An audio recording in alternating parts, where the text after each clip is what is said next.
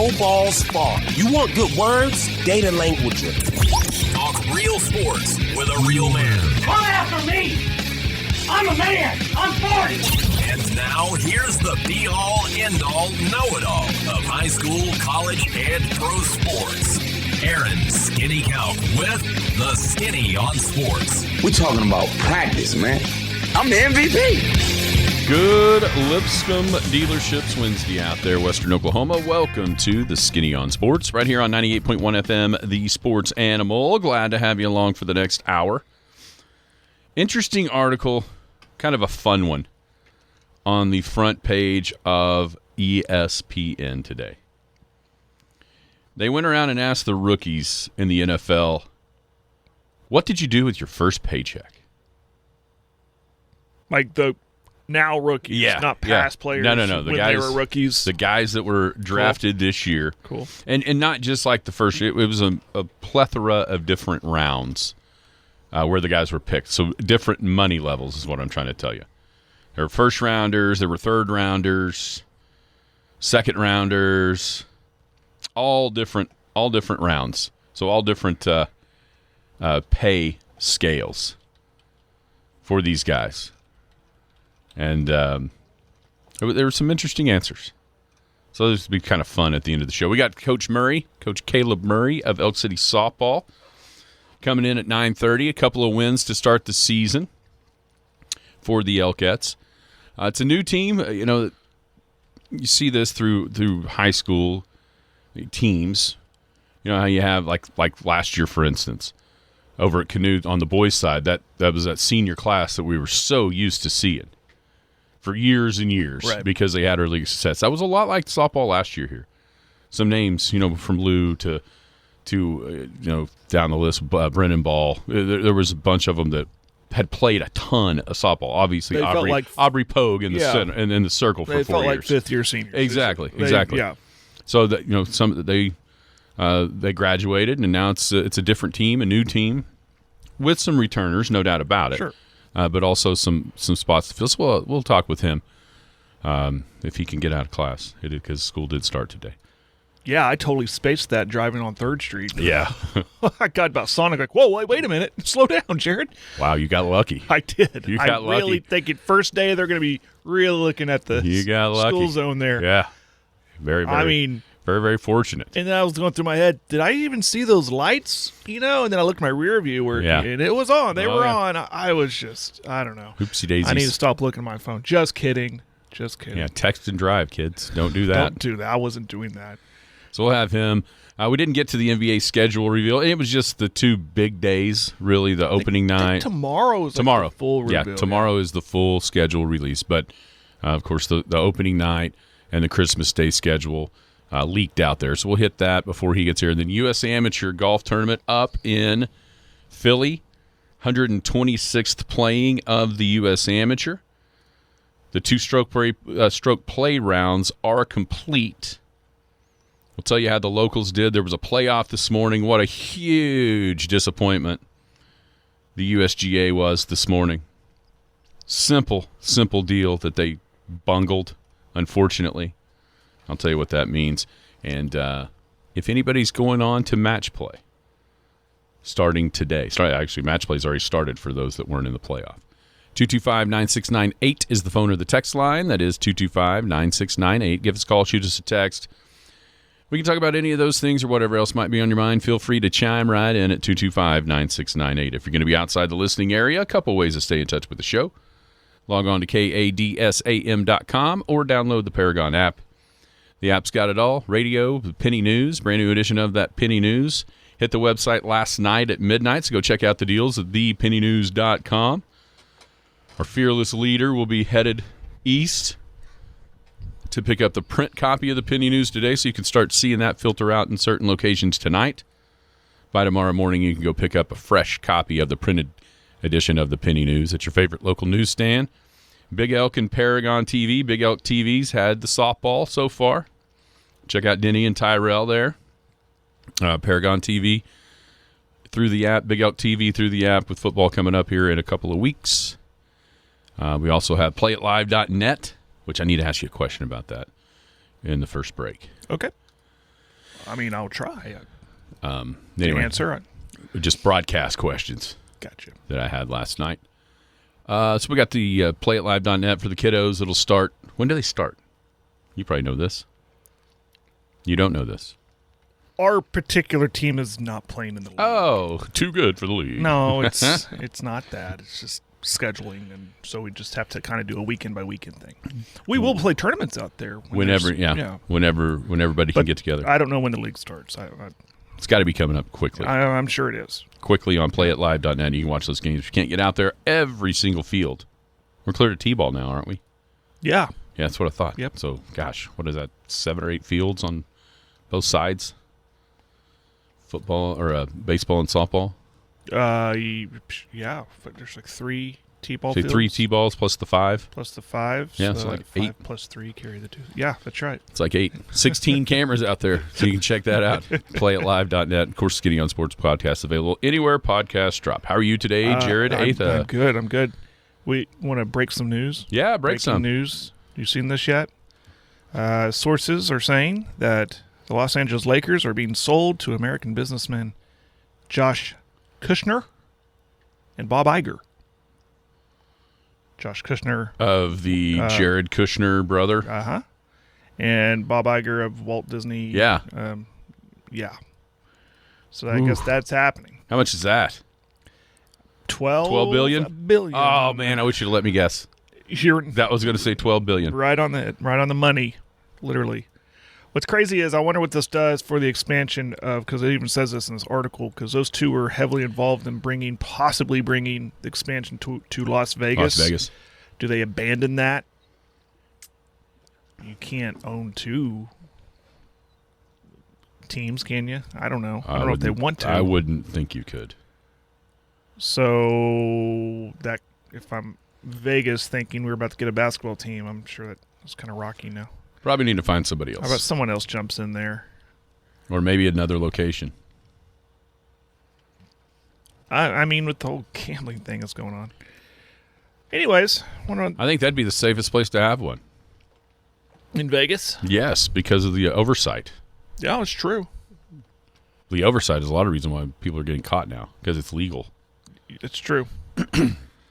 That's true. What baseball player got on a video recently? Was it Phillies? They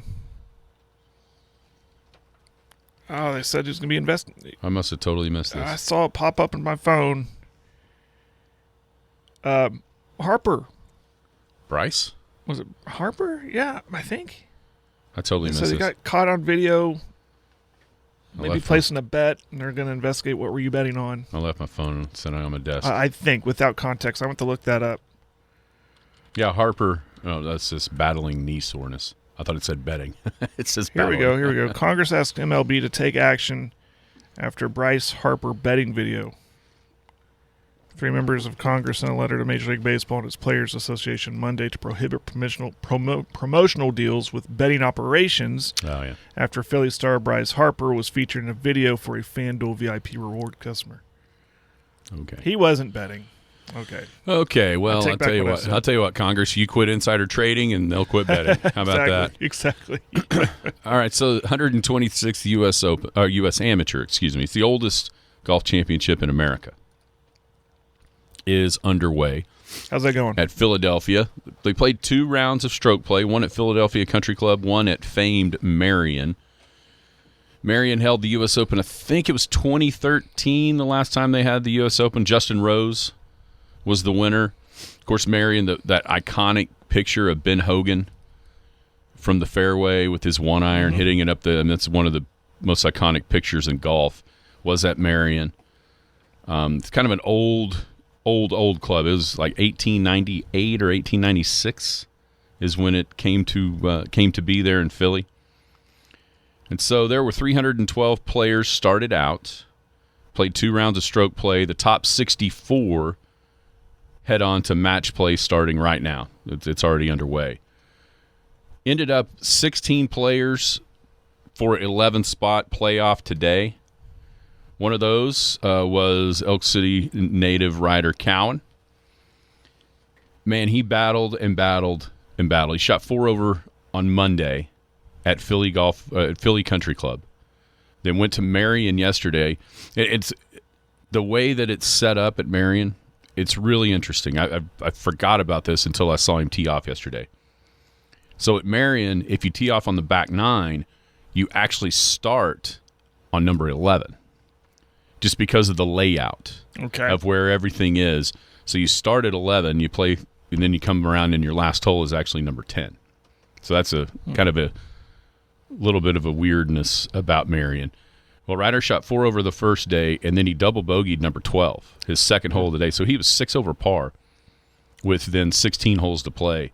He battled all the way back, made 5 birdies and 1 bogey coming in to finish 2 over, and that put him in the playoff, the 16-player for 11-spot playoff. They went to number 13, which is like a 113-yard par 3, like the signature hole with all those guys. And he knocked it to it looked like about 1.5 feet. Like the dude right behind him lipped it out for ace. Oh. So he made 2. He moves on. So Ryder is moving on into the match play bracket. Also, Parker Sands, another Edmond guy, was in the playoff. He parred the first hole, which got him to another hole, and then birdied number 14. So he's also made his way into the match play bracket. A guy we talked about yesterday, Chase Hughes, who is from Oklahoma, going to OSU. He's still in high school. He shot 1 over total, so he didn't even have to be in the playoff. He was already in the round of 64. And then a name, Bobby Massa, who's played in our golf tournament, the KECO, a bunch of different times. And he's had some really good amateur results. I know he made it to like the semifinals or quarterfinals of the U.S. Mid-Am, which is kind of the non-college guys. Like you can't be a college golfer, basically, to be in that field. Mm-hmm. He made it to the quarterfinals or semifinals last year or the year before.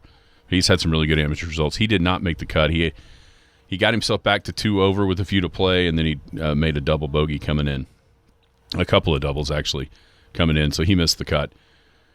But now we look forward, actually first, USGA. What are we doing here? You had 16 for 11 playoff on a 110-yard par 3. And in 2026, we can't watch it? What are we doing? We could have pulled that off. I mean, I'm serious. We could have pulled that off. Just with my phone. With my phone, we could have pulled it off. Yeah, maybe uniphone. Find kind How of hard is that? Shoot it to a VMix, someone operating the shots. Simple. Yeah. And that's us, much less the USGA. So we didn't get to watch. I mean, that's something they have to look at because, I mean, any of these sports organizations are looking for money, extra ways to drive revenue. People, not only would they have watched it, they'd have probably paid to watch it. I promise you I would have. Obviously, with the interest. Of course. The local interest that we have. So a big miss. And honestly, it feels like I've seen that before. As far as that being those playoffs being televised or at least streamed, live streamed for sure. But unfortunately, that didn't happen. So you just had to kind of sit here and wait on the scores to pop up on the little grid, and Riders did pop out at a 2. So on the par 3, so there were 8 guys that made birdie on that hole. Then they went on to a second hole. That's where Parker Sands birdied the second hole along with William Love, a guy from Georgia. So that there was 7 guys for 3 spots on the second hole. Had 2 birdies, 2 pars. So the bogeys and double were eliminated, and then the 2 pars went on. And Tashimoto just parred the 3rd playoff hole. Gabriel Palacios made double. So the field is now set for the round of 64 in match play. And if you look down through the match play, the matches, who's paired up against who, there is one obvious headliner in the first round. Okay, who'd that be? It would be world number 4, Miles Russell, in the world amateur golf rankings. Miles Russell is the young left-handed kid from Florida, famously had Charlie Woods on his bag, Tiger's son, at the U.S. Open qualifier down in Florida. Uh-huh.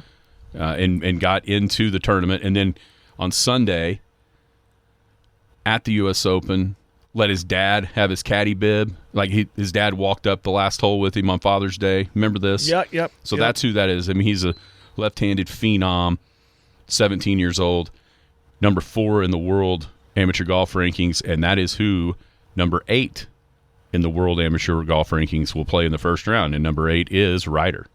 Cool.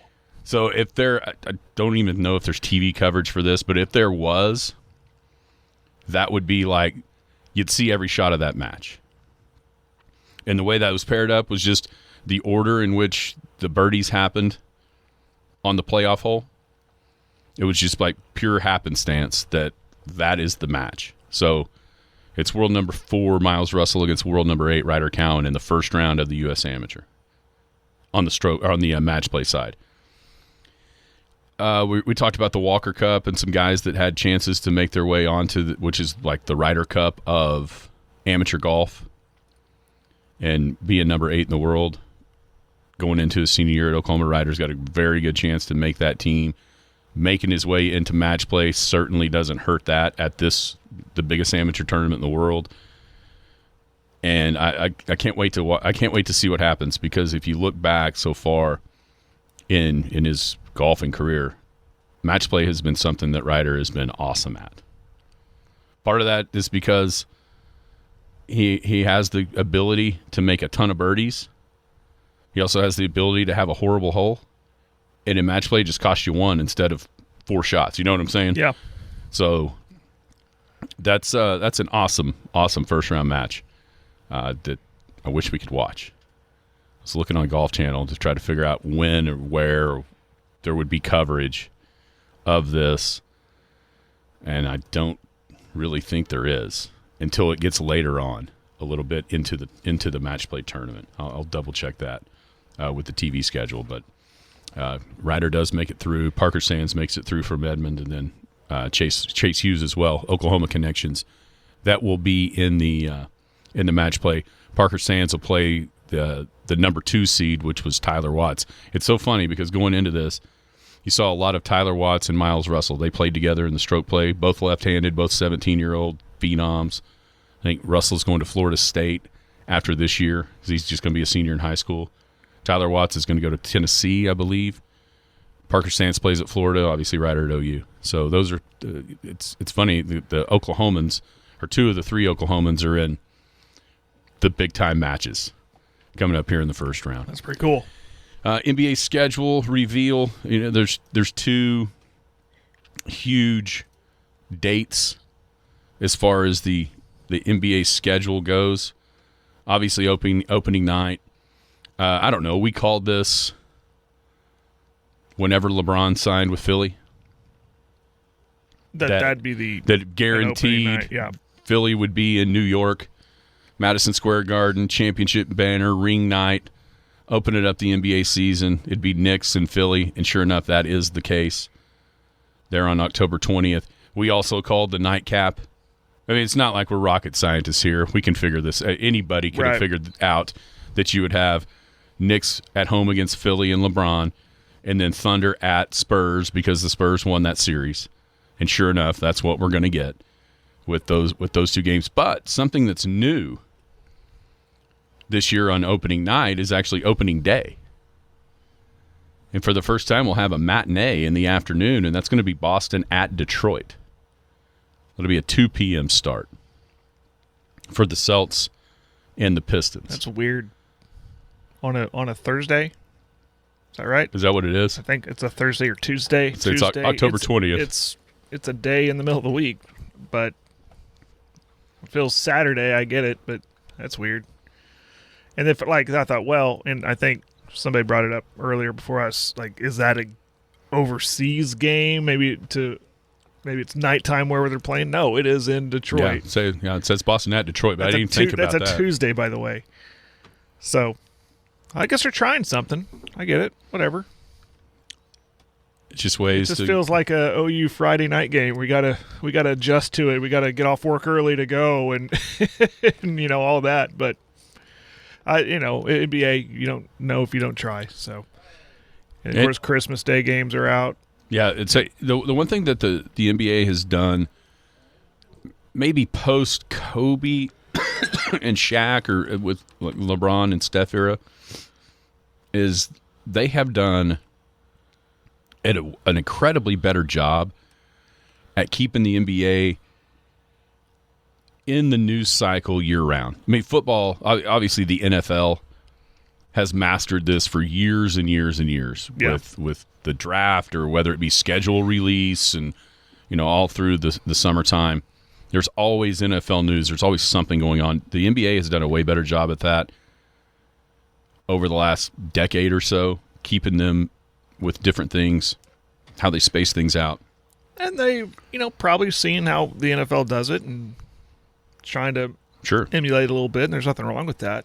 Yeah, it's like anything. I mean, everybody knows before they actually, quote-unquote, release the schedule who is on the schedule. Right. I mean, you can figure that out in the NFL with, who you're playing, what divisions you're playing every so often or whatever that is, but you don't know the order. You don't know, the national TV and that kind of thing. So opening night was pretty easy to figure.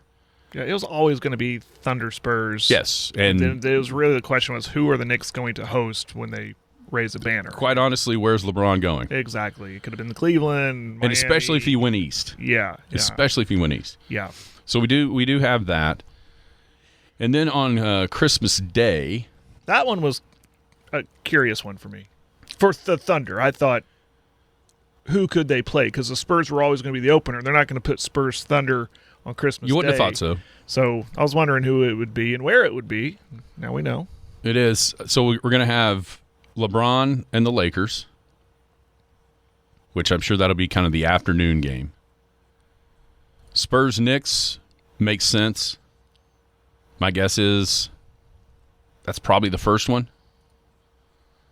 Because Thunder had been in MSG before on Christmas Day, and that was always like the 11 o'clock start. I got it for you right here. You have the chronologically. I just have the games. Yeah, Spurs-Knicks. This is our time. 11.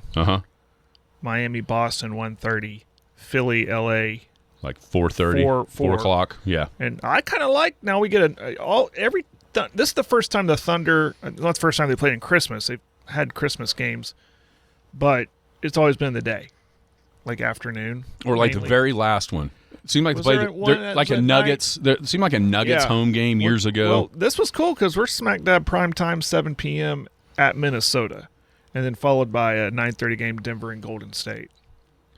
So, I like being at night because of what else is happening throughout the sports world on Christmas Day. There's football games. My wife sent me a full schedule of games, so I'm going to have the leftovers ready to go. Do you know? Do you realize who's missing on this Christmas slate? And when I say who, I mean not necessarily a team. I'm talking about a guy. Durant. Kevin Durant. I'm going to guess this is the first time he hasn't played on Christmas Day since the first year or two in Oklahoma City. Maybe. Yeah. I mean, like maybe the first 50-win season where they were the 8th seed against the Lakers. I mean, first his rookie year in Seattle, no. And then not that I can recall. No, they were bad back then. They were bad. No points first year of Oklahoma City, they were bad. When did Christmas Day games really take off? It's always been a thing. It kind of felt like it's the last 20-some years it's really kicked off. It's always been a thing, but having like 5 is newer. I mean, there was always like a game or two. 1 or 2. But, yeah, now to have it all day long, that's a little bit of a newer thing. But that is, man, you're thinking 15, 18 years straight of Kevin Durant on Christmas Day. And now, for the first time in a long, long time, he's not. The star's not as bright. Well, even though he is in Texas, the stars are bright. Here's something I would say for the first time in a while as well. Does it not feel like the intrigue in the league has shifted east? Oh yeah. It's always fluid, but yeah, when LeBron's there and the Knicks are winning the championship, you got Boston, you got Giannis down in Miami. Mm-hmm. Cleveland is still legit, I think. So no, I understand what you're saying. Even though but it does still feel like you got to take it from the West if you know. Oh sure. Well, I think a part of that is the East is open, Like if you ask 100 people who's going to win the East, you might get 4 or 5 different answers. If you ask 100 people who's going to win the West, you're going to get 2. With maybe somebody trying to be contrarian and say like the Nuggets or the Wolves. Yeah. But over 90% at least would pick either Thunder or Spurs. Right.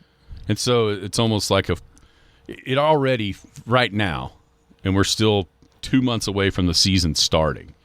It already feels like a collision course in the West Finals with Oklahoma City and San Antonio. Whereas, well, we've said that even before last year. We think that we're setting up to have have multiple Spurs Thunder West Finals. Whereas on the East side, it does feel more. It's a lot more open, a lot more intrigue with stars shifting east over the last handful of years. Some would say that Philadelphia is going to be up there as a contender in the East, but I keep they've had a great offseason.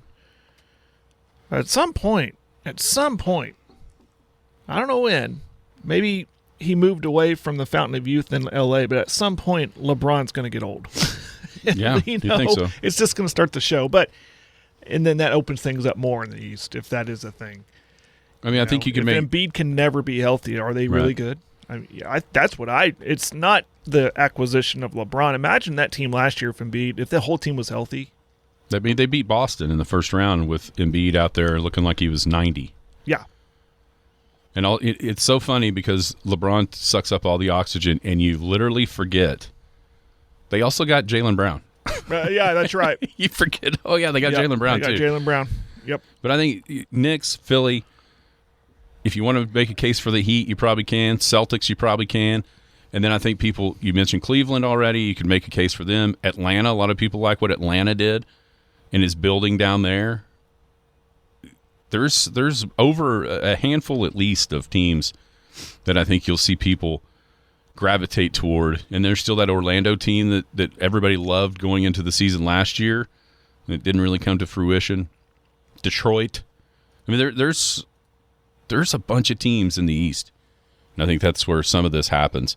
There's another game that I guess was leaked for the Thunder. I didn't know this. Like on the 22nd, that same week, opening week, Denver. I didn't know that till just now. I think that's the home opener. So, okay. So they tell everybody who their home opener is going to be. I think maybe that's why that one's out there, is that's the home opener there. Yeah. And on a Thursday. On Joker's last year before he goes to Greece. Yeah. I mean, he's a racehorse guy. His horse won the other day. Oh, good. Good for him. All right, when we come back, head coach of Elk City softball, Kaleb Murray, will be in the house. Ask him about the season upcoming, the first couple of games, and how he got out of class. Skinny on Sports right here on a Lipscomb dealership Wednesday. Out here in western Oklahoma, you don't need fast-talking city dealers or slow walk-in service departments when it comes to your work trucks and your family's SUVs. You just need honest folks from around here who want to be your dealer and want to take good care of your vehicles up the road. So come see us at any of our 3 Lipscomb dealerships off I-40 in Elk City and Sayre for your next new or pre-owned vehicle backed by almost 50 years of quality service. Lipscomb, locally owned, family owned since 1979. The Skinny on Sports. And we're back! Welcome back. Skinny on Sports, 98.1 FM, the sports animal, hanging out here on a Lipscomb Dealerships Wednesday, by the way, last week of August for playitlive.net with the awesome league play. The league play out at the 5-plex. Speaking of Lipscomb, thank you to Jenna. I knew she'd be on top of it. I knew for sure. Yep. She'd have it ready to roll. So that's when that starts. Of course, in the meantime, you can see on Big Elk TV, playitlive.net, the Elk City Elkettes softball season has started. Head coach Kaleb Murray in the house. How'd you get out of class? Uh-oh. Okay, now go. Oh, okay. I got a good principal. I had to apologize, though. How was your summer? There was one in there somewhere. We got a couple weeks. Isn't it funny how they call it summer break? Right. It's not really a break. It was good. We got to go take the kids to Branson for a week or so, but we did a lot of preparation. We were preparing for this season, and so it seems like it's just been continuous work. Did you play golf in Branson? I did not get to play golf in Branson. I I'll tell you, I think I overestimated how expensive it is to play golf there, first off, and so I was having to dig pennies. I'm telling you, you can find some pricey ones, and you can find some not so pricey ones depending on the niceness of the course. I'm telling you, we took a golf cart tour, and I drove by one of them, and I could see why. It was beautiful. Oh, you went to the top of the rock. Absolutely. Did the golf cart thing? That's right. Yeah, that's what they built up there is incredible. It is phenomenal for golf. You talked about the summer. I'm sure there's a difference between what the girls do on their own and what you guys are allowed to do or able to do team stuff. So just kind of give us a breakdown of how the girls prepare through the summer, and then also what you guys did. Well, for us, I mean, and it's just like anywhere now. Travel ball's exploded, so all our girls are playing all the time. We have 34 girls, and almost every single one of them plays. So they're getting those reps, and then as we come through, they have workouts throughout June, and then we kind of switched up. We started going to silo, so we get to go play at the end of May. So we play while it's still fresh, and then we give them that break, and then when they come back, I used to play a ton of games. I used to think that was important, but I like giving them some time off. It's things that they don't get anymore. We ask a lot out of the girls. They sacrifice a lot. That's, every coach deals with that. And so, we give Fridays off once we can start practice, stuff like that, to enjoy their families. So, but the girls are up there all the time. I mean, every day I go up there, someone's in there doing something. And that's from our little kids up. And so, that's where our success is kind of driven from. Yeah. We see the barn out there behind, left center field. But how much of an asset has that really been to the development from 6 years old all the way up through senior year? Absolutely. I mean, it gives you a place to go no matter the circumstances. People are in there all the time. People are on the field all the time. We're about to redo all our netting in there. We're going to open up more opportunities in there for our kids and for our team. And, that's through a lot of sacrifices from especially the people who like our Summer League softball board. They're always involved trying to help make that place better. Rob Bruner, always out there. What an asset he's been out there working. I mean, he's great. And it's perfect because he does more than cook burgers. That's right. And now he's, retirement for him is just an option. So he's stubborn. He's just going to do it. And so he talks a lot about me. He does a really good job out there. We have a nice place to go. We got a place that people like coming. And, going back to when we had nothing out there, and our girls were changing in the parking lots and stuff like that, to where we've come now with the sacrifices from a lot of people. I mean, it's really great. And, we make sure the girls know that. We make sure the little kids know that every single day. Their coaches do a good job of that. This isn't everywhere. And so that's important to know. Your job's easy, man. You got all the kids doing their own thing. You got all that help right there. All you got to do is just give signs over at third. You're good. Yeah. But seriously, how easy is your job because of all the support you got? It is. It does make it great.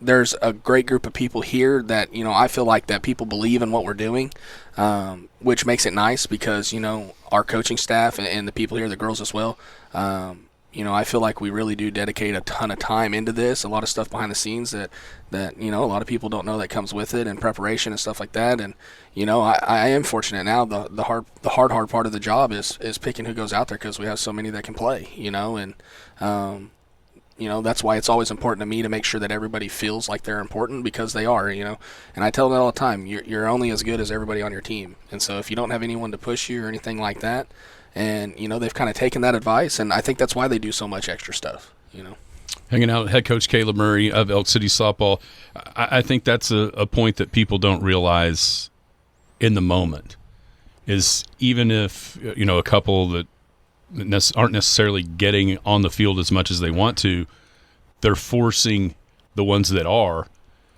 to work their butts off. Otherwise, they'll be sitting down and those others will be out on the field. Absolutely. And, I tell them all the time, and it's the same in every sport, but you're just one injury away, and our expectation doesn't change. The next person out there has to do the job. We hold ourselves to a very high level, a very high standard of what we want Elk City Softball to be. I feel like the people who've come before have worked really hard to get our name on the map and to make people, when they see and they play Elk City, what to expect. And so the girls take that standard and they've ran with it. And so we're just building on top of it. Last year's team back to the state tournament 2 years in a row in fast pitch. There's some players that we had seen out there for a long time with Lou and obviously Aubrey in the circle. This team still has returners that contributed there. So who on this team maybe role has to increase from what it was the last year or two? Yeah, I mean, obviously, the big thing for everyone's going to be what you do in the circle and behind the dish. We've been fortunate. We've had some girls move in who have played a lot of softball to fill those roles in particular. We're going to have a girl on the mound who's thrown a lot of games, a lot of big-time games. And the role players for us, we just feel like everybody's gotten better. I feel like our defense is the best that it's ever been. I feel like 1 through 9, we have people who can hit the ball. I don't feel like we have any liabilities whatsoever. Me and J-Mac were kind of laughing about it because, in the middle of an inning with Canute, we're at like 7, 8, 9. I'm like, hey, we're in a good spot right here. Like, this is a good group of people to have up right here. And so, and that's a testament to those kids. Like I said, with those movements, they've come in, they've acclimated well. Our team's taken them in. They're always up there at the barn as well, and so they're just have meshed. I think we're just dealing with some of the things that come with not playing with certain people your whole life. Here you are, and okay, we have to build chemistry now, and I think it's getting better as we go forward. We got a lot of girls who like to win, and that's important. Tell us about the new ones. Yeah, so we got Palin Clark. She came in from Mangum. She's going to be in the circle for us. Predominantly, it'll be her and Kinley Suter. She's going to be a junior. She plays a lot of high-level ball. Great kid, very coachable, someone you want to have on your team, and I think that's important behind the dish. We brought in a sophomore. She moved in from Shattuck. She does a phenomenal job. She might be one of the hardest workers that we'll probably have in our program. All she wants to do is work to get better. We brought in Callie Blankenship. She came over from Merritt. She's filling a role in the outfield. Same thing. She's right now probably the hardest worker that I've been around.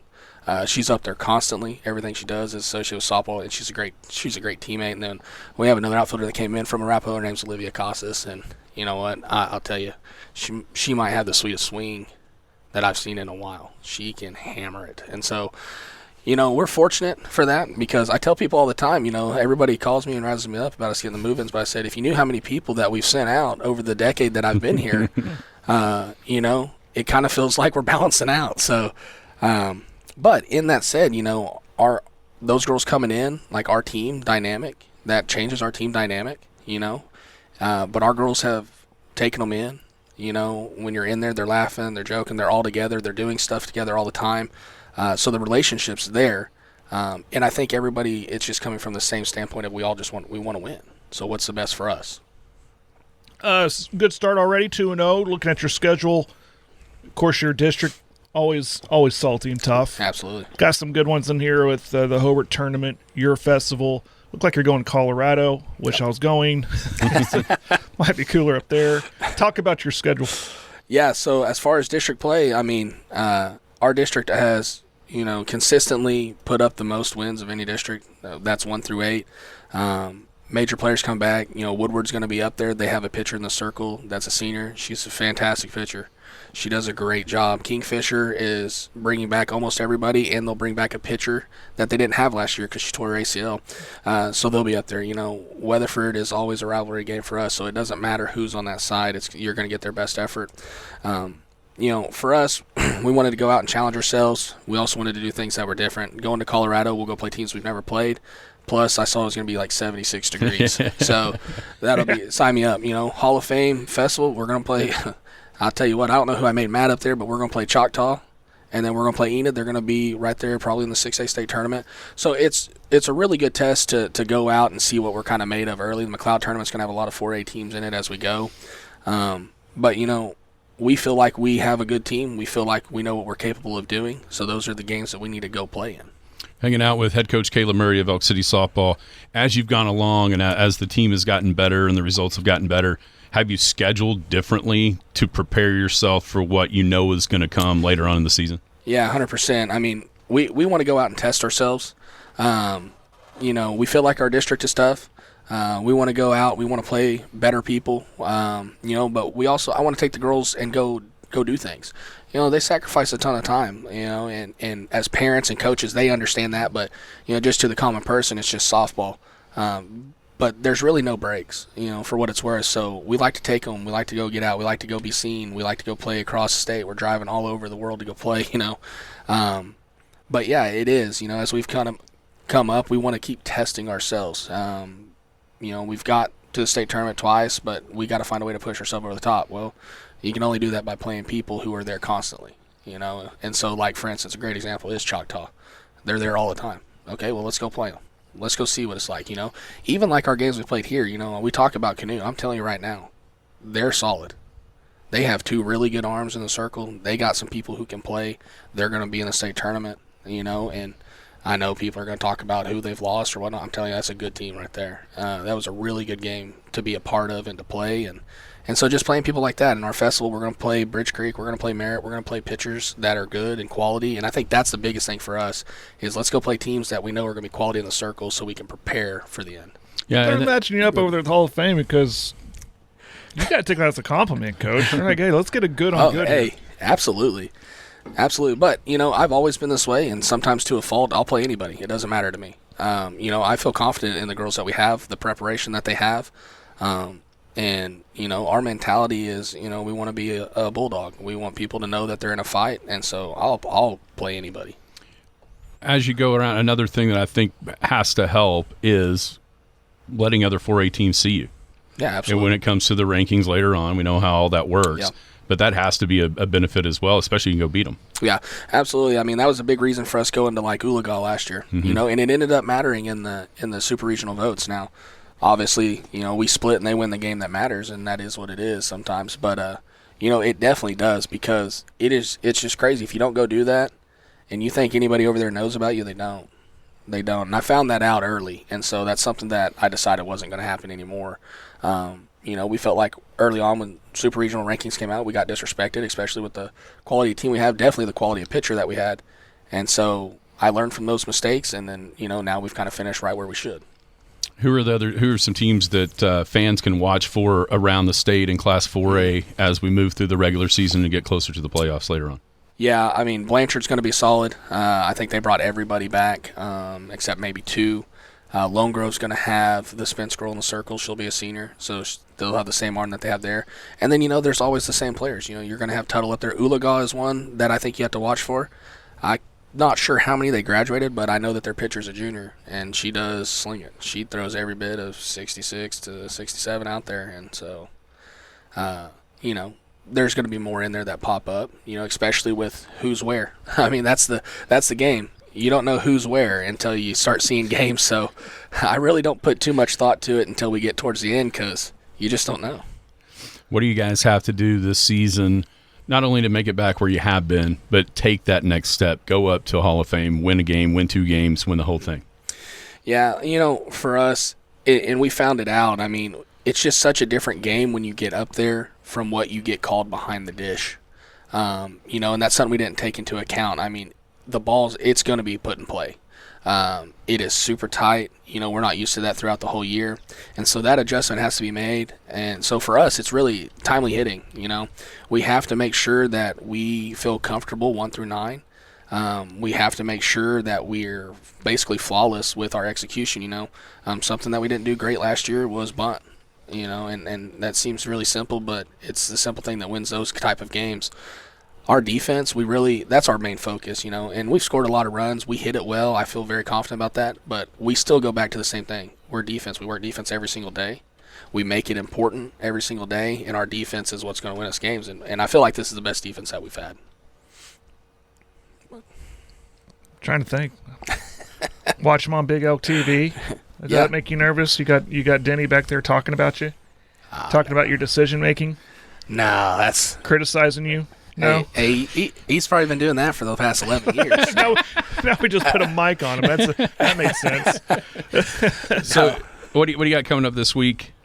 So we got the Hobart tournament, so we'll play Thursday, Friday, hopefully Saturday in the championship. That'd be awesome for us. Then we kind of roll over into a little bit of a lighter week, and I say lighter just days we play. I mean, like I said, Tuesday we're going to go play Merritt. We're going to play Bridge Creek. Bridge Creek will be good. They'll bring everybody back. Good arms in the circle. Then we'll go to Hall of Fame, and we'll see what we're made of, But for us, that's what we need, We want to know if we can compete, and what better way to do that than to play quality teams? You don't get better if if you don't play people better than you or people that have been better than you, you know.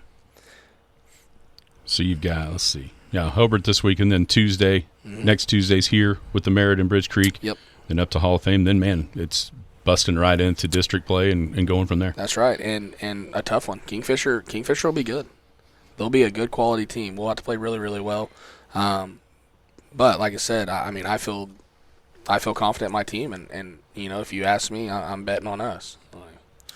I like it. Head coach Kaleb Murray, Elk City softball, 2-0 so far with wins over Crossings Christian and Canute. It's a lot of fun. The atmosphere out there is, if you haven't been to a game, the students get involved. It is a awesome blast to go watch a game. It's fun. Tons of people, tons of the littles out there all the time. The littles love those big girls, and then, you know, shout out Mr. Sparks coming out and dedicating his time to kind of MC for us. The girls love that. We all love that. I mean, that was our whole thing. How can we build the atmosphere, you know? And I tell the girls, it's simple. You want all those people to come out, and you want them to do those things, you got to perform. And so, you know, that's just kind of how we live by our motto. Yeah, I got to fill in for him. I guess it was Supers when he was gone, and it was just like, you can't hear yourself think when all those students get rolling. And the thing, and you could see it, is you mentioned the littles, that the girls at the varsity level really take the little kids in. Yeah. And, you know, and those little kids look up to them, and they want to be them, and eventually that's just the way it goes. Well, and it's just one thing, like, they hear it from us, and I usually end every practice about it. You just got to remember, you're a hero to someone. And so you got to carry yourself that way. There's someone out there who thinks you're their best player. Whether you think you're the best player or not, it doesn't matter. That's right. Somebody thinks you're their best player. And if you just hold to that mindset and that motto, then the rest takes care of itself. Yeah, that's how the program's built. That's how it and keeps going. That's Yeah. exactly right. Yep. And you see it from just right out there, excuse me, from all the towns. Yeah. All the towns start young, and by the way, they have a lot of success when they get up into the varsity level all around here. Especially out here. Yeah. There's good quality softball here. You don't have to go very far to find people who can play softball. Head coach Kaleb Murray, good luck. We'll have to talk to you again at some point through the season. I got to give a shout out to one of my old wrestlers, Sonny Holiday, graduated from boot camp today. Did he really? He did. Awesome. So I got to give him a shout out. He graduated. He's growing up, man. So yeah, we'll have wrestling to talk about. I know a lot of people excited about one guy that could probably walk underneath this table. Yeah. That's mean, man. Hey, listen, I'm not going to tell him to his face. He'll whip me. Yeah, hey, he tries to pick on me, so you know what? That's deserved. I love that guy. He's good, man. Yeah, Oakley's great. No doubt about it. Coach, thank you so much for your time. Get back to class, and then we'll be following you all through the season. Appreciate you guys. Head Coach Kaleb Murray of Elk City Softball. When we come back, we'll wrap up this Lipscomb Dealership Wednesday. Hey, breaking news. I know how to watch Ryder. Oh, really? I do.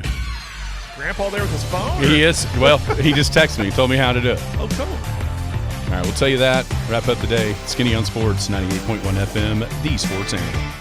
Out here in western Oklahoma, you don't need fast-talking city dealers or slow walk-in service departments when it comes to your work trucks and your family's SUVs. You just need honest folks from around here who want to be your dealer and want to take good care of your vehicles up the road. So come see us at any of our 3 Lipscomb dealerships off I-40 in Elk City and Sayre for your next new or pre-owned vehicle backed by almost 50 years of quality service. Lipscomb, locally owned, family owned since 1979.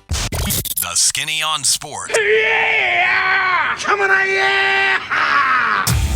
Welcome back. It is the Skinny on Sports, wrapping up a Lipscomb Dealership Wednesday, 98.1 FM, the Sports Animal. By the way, there is available viewing for the USAM today. Yeah, okay, so. Peacock. Do you have a Peacock sign-in? I do not. I have to borrow yours. Not a problem. I got to remember the sign-in. 12:50 is the tee time. All right, I'll track down for Ryder versus my Peacock sign-in. Ryder versus Miles Russell. 12:50. Very cool. World number 4 versus world number 8. And you can probably watch a lot of the other matches as well. But I would bet the focus of the coverage this afternoon will be squarely on that match. Yeah. Because of the notoriety, the names of those two guys, and just how good they are. how well they performed and where they're at as far as the amateur golf rankings. So Good deal. That'll be good. Okay.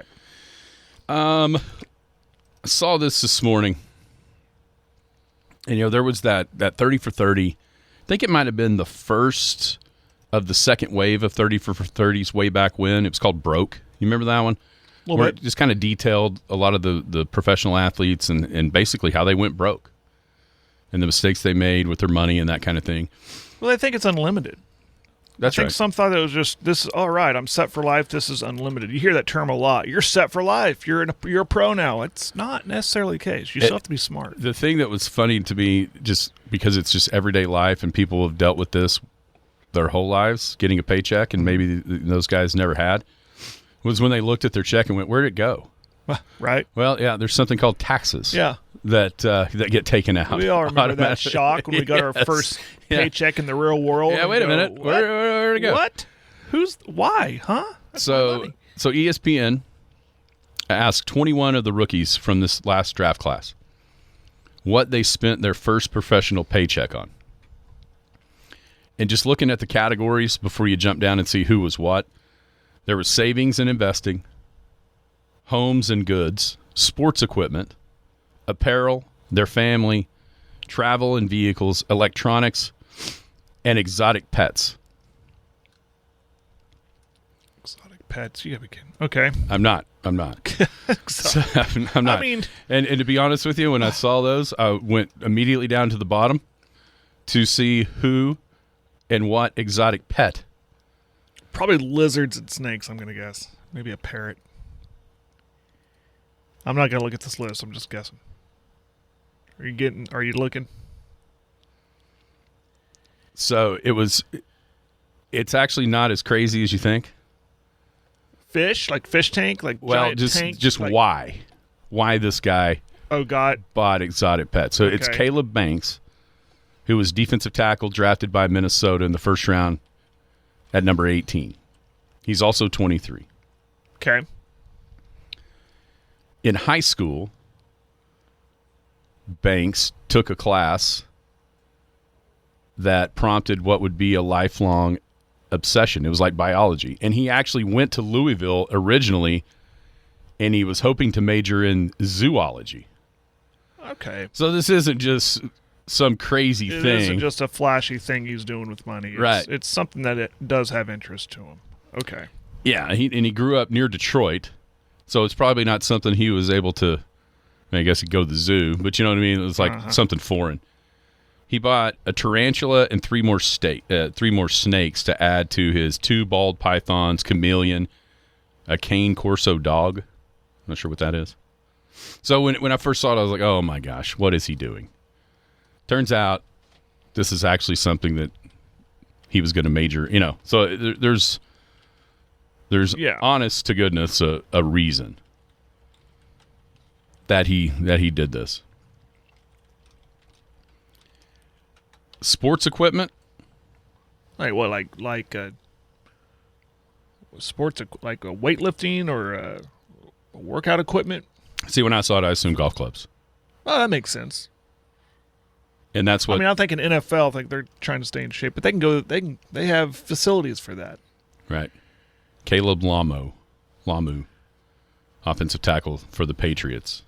He bought golf clubs. He loved playing golf, and he outgrew his old set. Yeah, probably so. As an offensive tackle in the NFL, you probably need bigger, longer clubs with probably giant. Can you imagine the grip that guy's probably got on his golf clubs with the massive hands? Yeah. There's homes, and I think you're Probably paying off debt. I bet. Is there any of that? probably not, since they all get NIL. Well, yeah. One guy actually said Malachi Lawrence, for instance, drafted by the Cowboys, edge rusher. Mm-hmm. He said he got a truck, a TRX truck. Cool. But he did preface saying, but I used my NIL to buy it. I haven't touched my first paycheck yet. And he put it into savings. That's Okay, that's good. savings, investing, maybe not poor investments, but yeah. I would always I always thought if I won the lottery, what would I do? And I do 2 things. I'd hire 2 people and maybe you really only need one, I'd hire a lawyer to protect anything, and I'd hire a money man. I'd have a guy, you need to take care of my money, as far as investments are concerned. So, but so he invests, or others investing, or others. It was the most. Good. Jeremiah Love, running back from Notre Dame, which it's probably a little bit of a what do you call it? Stereotype. Probably stereotyping Notre Dame guy to invest and save his money. You know what I mean? Just going to Notre Dame, the education you get there. Well, I was going to say he's smart. Yeah, so that's what I mean. Maybe they were telling him, hey, this is what you need to do. And I think that more and more colleges do offer that. Say this is, I know colleges offer how to speak to the media. Mm-hmm. And I think other colleges most are offering how to protect your money. I think that's true. And I mentioned that 30 for 30 broke. I know that's kind of sparked something that, the NFL has always had the rookie symposium, which they bring in somebody to sort of tell you about this. Smart. But I wonder how much these guys, that was probably a little bit before they'd have been paying attention, but maybe not. I mean, some of them are 24, 25 years old because of what's happened with the eligibility and COVID and all that. So maybe they were old enough to watch that, thinking in the back of their minds, hey, I might be one of those guys one day, and taking lessons. And I'm sure that colleges and the professional leagues, when they saw that, if they didn't know it, which I imagine they did, but it also put it a little bit more top of mind to where, hey, we've got to, because no league wants to see the stories of their players after they're done end up sad shape. Or like a Delonte West That's situation. exactly who I was thinking of. I just about said, or like Delonte West. Yeah. But you still hear, even in this day and age, you still hear the stories. I mean, let's be honest. One of the guys that people love and adore and respect around here for his on-field accomplishments, and he's been in the news a bunch about off-field stuff, money-wise especially, is Adrian Peterson. Yep. And that's not anything that any of those leagues want to have out there. And so I'm sure that that's been a lot more top of mind. NIL has forced colleges to probably pursue some of this as well, to let the players understand, yeah, you're getting this money. Oh, yeah, you got to pay taxes. First and foremost, you're going to have to pay taxes on this money. It's not under the table. That's right. Yeah, it's not the $100 handshakes anymore. No. Not $2,000 in a brown paper bag anymore. It's actual reportable income, and this is how you have to deal with it. So I'm sure that will help a bunch of guys that maybe it wouldn't have 20 years ago. And that's just kind of interesting. A lot of homes, a vehicle. And then, of course, there's people that go back and support the family that supported them. Yeah, and that's what's awesome to see, is when they go back, they maybe pay off a mortgage or buy mom and dad a new home. That's heartwarming. I like those reaction videos. You see that sometimes. There's a baseball player that did it for like Christmas. There's just, yes, it's heartwarming and it's awesome. You just hope that those guys draw a line. Yeah. As far as where that goes. Because I promise you, when you get to that level and you get that much fame and notoriety, and then also money, probably got cousins and uncles coming out of the woodwork. Oh, 100%. That you hadn't, and you got to be able to. I think for a lot of these guys, let's just be honest, where they grew up not in the most affluent places a lot of times, and so to be the word no is the shortest word yet the hardest word for them to say to a lot of these people, knowing they came from the same place that those others are still in. Wanting to help, but you also got to understand who and when. Right. in a lot of ways. I think that's probably pretty tough. But yeah, like Marion Brown. For a 6th round from the Saints, he said, they asked him if he bought anything. He said, "Nah, I'm a 6th round guy, man. I got to save every penny I can get." Very smart. You know, so there's definitely that has gotten more prevalent, I would say, for these guys making their way into the NFL and to the NBA and everything else.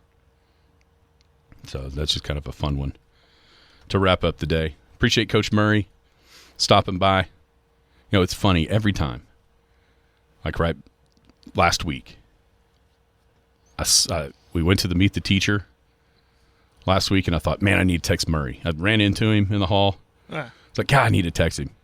Like walking in, I knew I was going to see him. Like, man, I need to text him, get him on the show. And I saw him. He goes, "Hey, when can I be on?" One of these times, I'm going to ask him first. But it's great. He gets the program out there, lets everybody know about the Elkettes, and yeah, the Elkettes are they're rolling. And mentioned Canute. Canute's going to be good. Arapaho's going to be good. Leedy's going to be good. Merritt's got a great pitcher, Addison Kruger.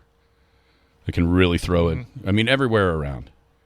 It's a testament to what you can watch on playitlive.net, right up there at the old Fiveplex on both sides, baseball and softball. Starts building it from a very, very young age. Cheyenne. We'll have some players. Oh, yeah. Yeah. Yeah, there's going to be a lot of good softball, a lot of good baseball in the fall. We'll be covering it. As everybody's just getting cranked up. Volleyball. Trojanettes won last night in 5 sets over Sharon Mutual. Awesome.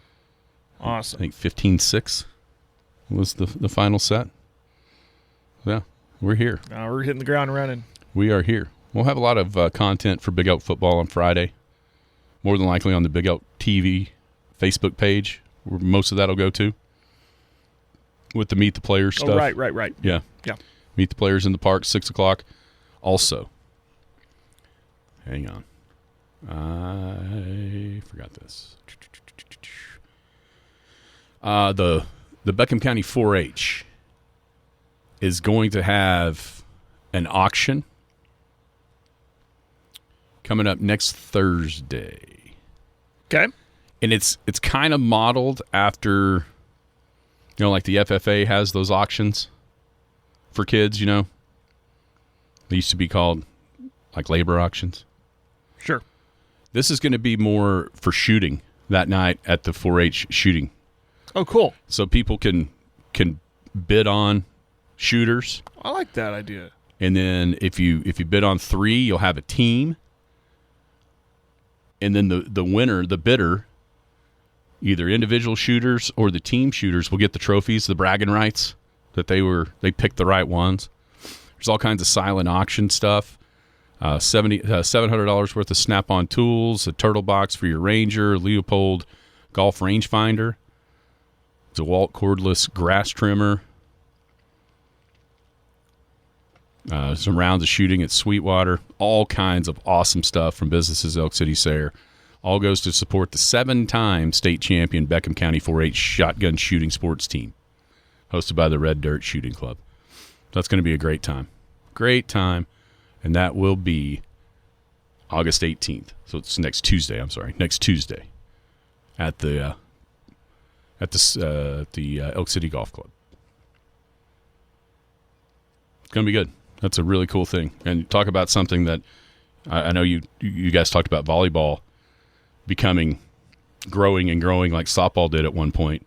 That shooting sports stuff has absolutely mushroomed out. Oh, yeah. Whole bunch of kids finding their niche to be able to go compete. Yeah. And that helps with that. I love it. And you're seeing kids, we've seen kids go to school for this. Absolutely. Whole bunch of them. Yes. Right there out of that. And that's the point for me. It's like that if you can find a way to get to college and then further your education and I love it. And with that, lifelong filling your fridge with food. Jimmy can just get the quail population up. He's too worried about his tomatoes. Hey, it's been 105 every day. A lot of water goes into the tomatoes. I know. I've been watering every morning and every night. Everybody have a great Lipscomb Dealerships Wednesday. We'll be back tomorrow on the Skinny on Sports. You've been listening to the Skinny on Sports podcast with Aaron Cowan. Be sure to hit that subscribe button to get alerts of when the latest podcast is available. Thanks for listening. That ball is blistered around.